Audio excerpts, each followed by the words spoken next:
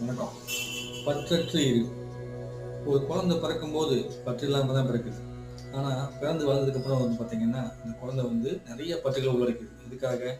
மத்தவங்கள பார்த்து, வளர்ந்து, அது மூலமா இது தேவை, இது தேவை. அப்பா, அம்மா, அண்ணன், தம்பி, அப்புறம் மாமன், மச்சினன், நண்பர்கள், வாத்தியாரு, டீச்சரு, அதுக்கப்புறம் வந்து பக்கத்து வீட்டுக்காரங்க, எதிர் வீட்டுக்காரங்க, தன்னுடைய வண்டி, தன்னுடைய வாகனம், தன்னுடைய பேக்கு, தன்னுடைய ஸ்கூல் பேக்கு, தன்னுடைய லேப்டாப்பு, அப்படி இப்படின்னு ஏகப்பட்ட விஷயத்த வந்து நம்ம பற்று வச்சு, வச்சு, வச்சு, வச்சு அது எல்லாமே கர்மாவா சேர்ந்து வந்து பாடாப்படுத்துது. ஆனா பிறக்கும்போது எந்தவித பற்றும் இல்லாமல் பிறக்கிறது.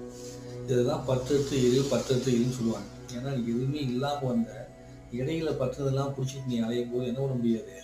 மீண்டு வர முடியாது. அதனால பற்றற்று இருந்தால் மட்டுமே உங்களால மோட்சத்துக்கு வந்து சேர முடியும். இறைவனை அடைய முடியும். இறைவனை உணர்வுக்காக பிறந்த பிறப்ப மத்தையெல்லாம் பற்றிட்டு இருந்தீங்கன்னா எப்படிப்பா இறைவன உணர முடியும்? அப்படிங்கிறது தான் விஷயம். அப்போ எவ்வளவு தூரத்துக்கு நீங்க